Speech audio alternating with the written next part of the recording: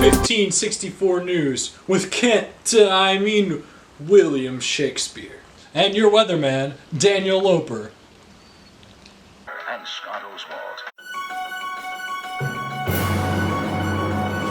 Before we move on to today's broadcast, we need to look at the flashbacks of what's been going on in your life these last few days. While it'd be tough to forget what happened with King Lear dividing up his kingdom, we'll show that clip again just in case you missed it. So, which one of you guys love me more? I do. I love you more than the sun and the stars. Well, I love you more than she could ever love you, because my love is pure.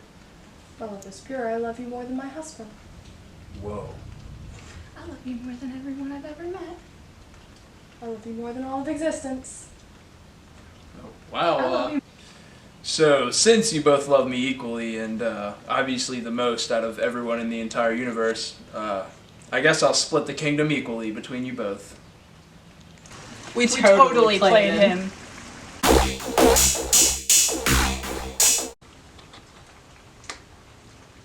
King Lear, I really must advise against your decisions. Cordelia should have been the one to inherit your kingdom. You are banished! What? Can't believe this. You know, I really didn't think I would be banished for trying to help the king, but Kenterith will always serve King Lear. Path of the storm. Cleanup is going very well under the lordship of Albany. However, if you missed the clip of the original storm, we have that for you too. I'm Daniel Loper, Chief Meteorologist, and I'm standing out here in the worst storm that England's ever seen. Look, here comes a civilian that looks unbelievably like our anchor. Hey, it's me, Kent. My name's Kenterith. I don't know who the heck Kent is. I'm definitely not Kent. All right, so what's up? So what do you think of this storm? Oh yeah, well I'm busy right now. I'm trying to go serve the king. Well, this is about the worst storm I've ever done seen ever. So, catch you later. You heard it here first. Only a madman would be out in this storm. Would you look at that? It's the former king. Strike me! Strike me!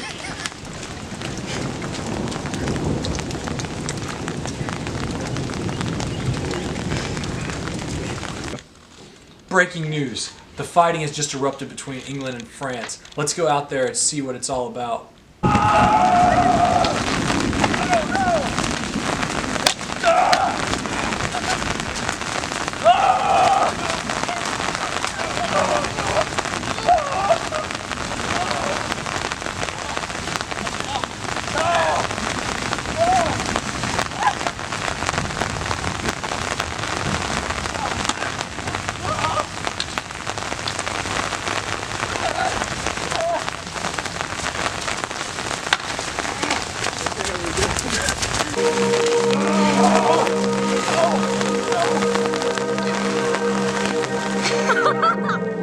Wow, what a battle. Let me see if I can interview the queens and get them on. Now that you've won the battle, what is your plan to do with Lear? Well, we plan on sending him away until he gets his mental capabilities back. How about I ask Edmund to go in and join this interview? Of course. Well, duh. I mean, he fought for me.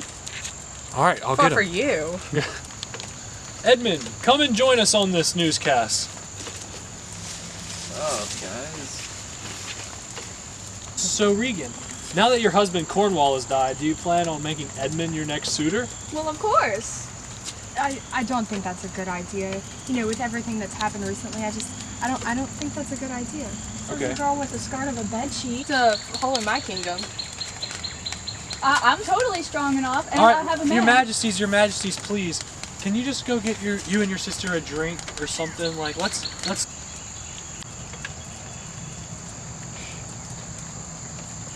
Here. Case funny.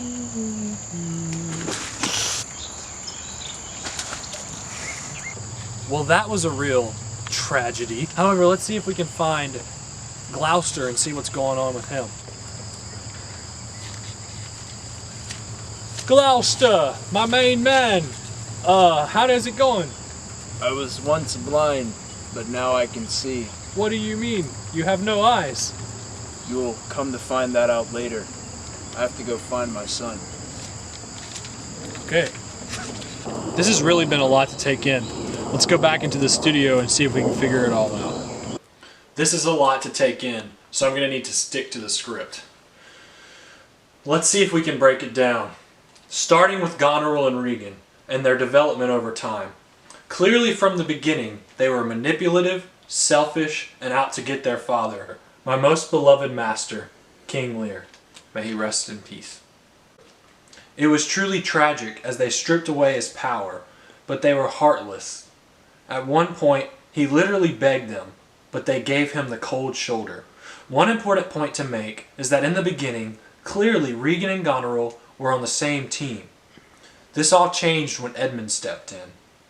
After they got rid of their enemies, they turned on one another, and he became their new ambition and purpose.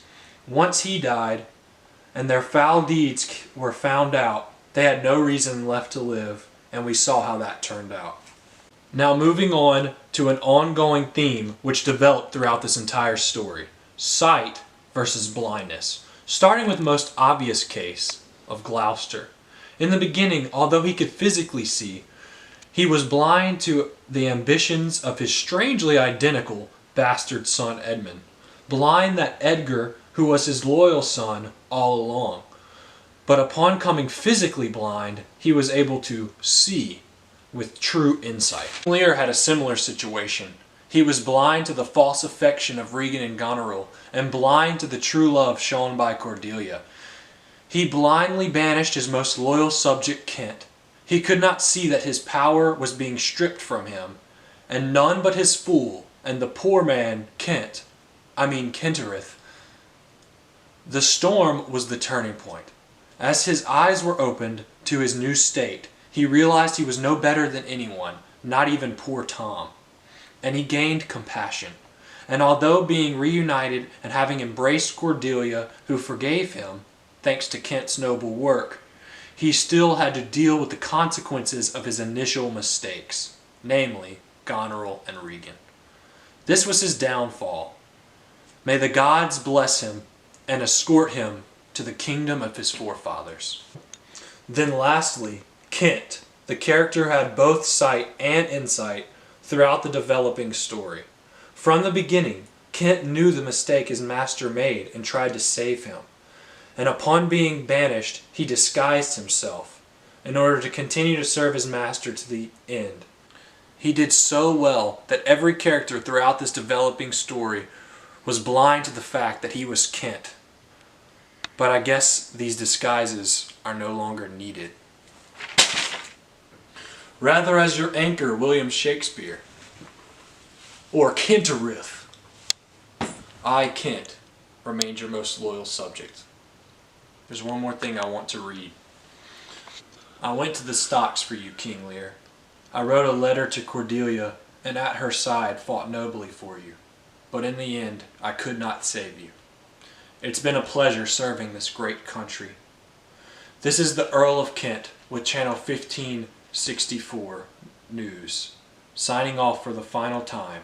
May you all have truly both sight and insight.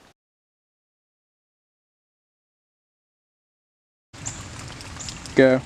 Wait, hold on. Kent. I mean, yeah. I'm Kenterith. And wait. Can you even tell it's raining?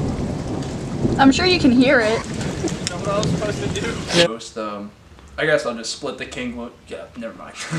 Here, you should have banished the sisters, not start that over.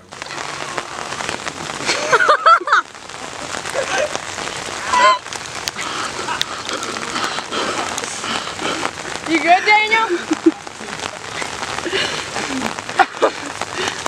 Go. Do I have to really go right now? No. When do I go? Just whenever. Whenever you're ready. And your chief meteorologist, Doc. And your chief meteorologist, Doc. Dude, I really can't say big words sometimes. But before we start with today's broadcast, let's Go. But before we move on to today's Move on to today's No. broadcast. So, What was I saying again? All right. Well, that was a real tragedy. However, let's see you stop. All right, now. Gloucester, how's it going, man? Pretty good. I can't see anything. No, that's the exact opposite. News, weather, sports, and community station of the year. Tune in with Neil Honeycutt, Rebecca Rayner, and Scott Oswald